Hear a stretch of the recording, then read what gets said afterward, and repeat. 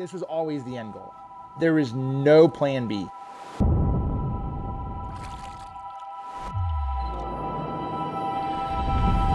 I always sort of knew, I felt in my heart from a very young age that this was the reason why God put me on the earth.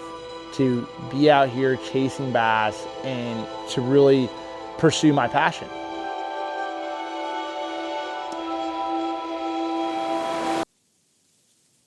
This was sort of the start of it all. I'm sleeping in a hotel parking lot. I had $200 in my bank account, maybe $300 at that point in time. And I remember telling my co-angler that the day before in practice, I'm like, look, I feel like I'm gonna win this tournament.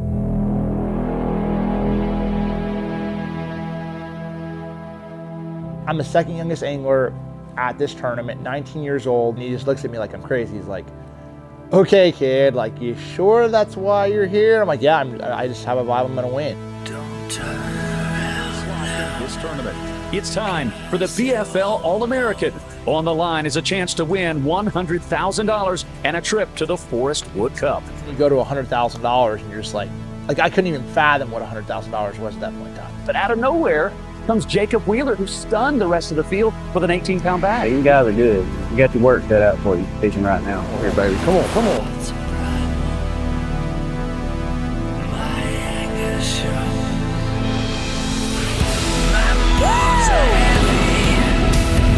Don't get into, baby. You know, that's the thing. You work so hard to get here. I just put everything into that All-American tournament. That was the end game. 7 pounds, 9 ounces. Your champion is Jacob Wheeler. When I held that trophy up, that was the moment I felt like I made it. Praise the Lord. Yes. That's the one you're talking about. Going into the next year in 2012, it was my first year fishing professionally. I qualified for the Forest Wood Cup, and so I put my effort into that and go to Lanier. And a 21-year-old rookie, keep calm and hold off a stacked field that includes the defending champion and the 2012 Angler of the Year. Biggest tournament in my career at this point, obviously Forest Wood Cup. 21 pounds. Had a giant bag day one. Same thing that happens on Lanier, and I go on to win this tournament for $500,000. He got it done. Jacob Wheeler, the youngest Forest Wood Cup champion in history. It still is one of my favorite memories, having my whole family there, my sisters and my mom and dad, and that was huge. I think fishing is sort of a unique sport in the way that there's always things to understand, there's always things that are changing.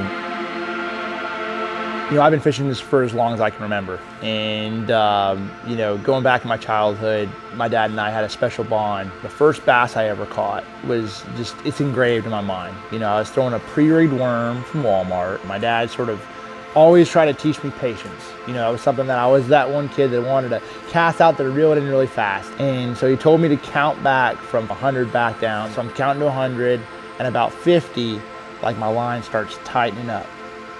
And then I start reeling, and I set the hook, and this fish comes jumping out. And it was only about a 2.5 pounder at that point in time, but that was my first bass ever. You would have never told me that it was anything less than a 10 pounder. And I definitely think I had the passion for the sport right off the rip. I was infatuated. I just wanted to know more about how to catch a fish. To me, this is where my winters are spent. Rigging tackle, tinkering with tackle. These are my systems of, whether it's my jerkbait box, a freeloader box, or it's me working in the boat, just tinkering with stuff inside of my iKon. That is the stuff that separates an angler, a good angler from a great angler. This is not a 9-to-5 job. This is 24/7. Like, you go back into it from that kid perspective, like eager to learn. That I don't ever want to lose that kind of drive. I feel like I'm a kid in a candy store when I jump into my shop and I'm working on tackle, and I'm like, I wonder what that blade's gonna do, and when it's rotating, I wonder how this bait's gonna act. And those are, when you just truly love it, those are the things that I feel like that's the kind of stuff that separates yourself from maybe the next guy. And so, like, this is work for me, but it's also a lot of fun.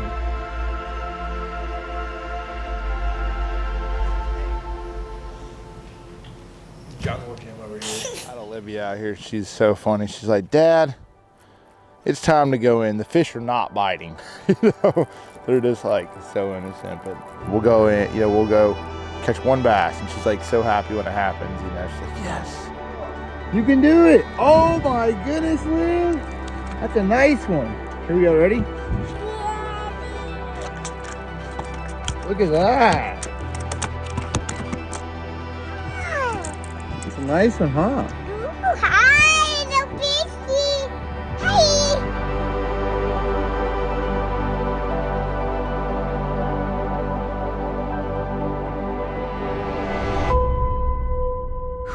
Tomorrow is the whole season.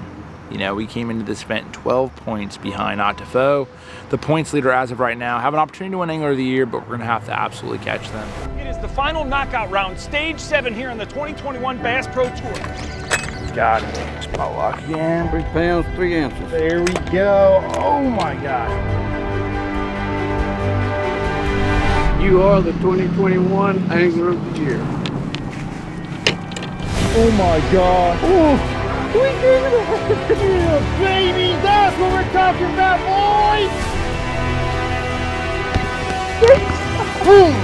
Yeah. What a journey. I'm speechless, man.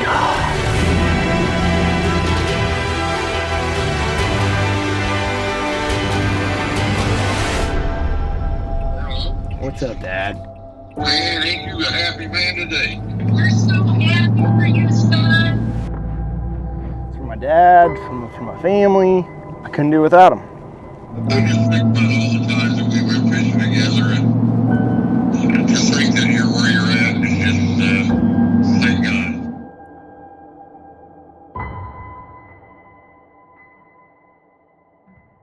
I think there's a point in time, like, you know, you set goals every single year. You win a tournament, try to win Angler of the Year, but trophies are great and they're awesome. But I'm in this sort of transition period now in my life where I'm like, how can I give back? Greg Morehouse was the guy that I met on the White River as well. He was a little rough around the edges. He worked at Martin Marietta, and I remember going down to the river, and he's like, all right, kid, you can get your stuff, fine. He's, you know, whatever, you know, I'm like 14 years old, and the chatterbait came out, and I had him, and we go out there, and he's like, you get up there and run that trolling motor. I hate that trolling motor. So I'm like, all right, I'm up there throwing the chatterbait, and I'm catching him, I'm catching him really good. We go in, and we win the tournament, and I'm like 15, he's like, you're the best partner I've ever had. You're hired. And I think that's something that you got to step back. Sometimes it's hard to reflect. But it pushes me to look at things a little bit differently as well, because like, hey, look, when I see a kid that has that passion for the sport, I'm gonna take an extra minute because I was that kid just 15 years ago. You know, like the high school bass shootout every single year that I have an opportunity to spend time with young high schoolers and talk about and instill some of the values and instill some of the passion that I have for the sport. I'm able to use my time to make an impact on maybe a few of the anglers that were just like me.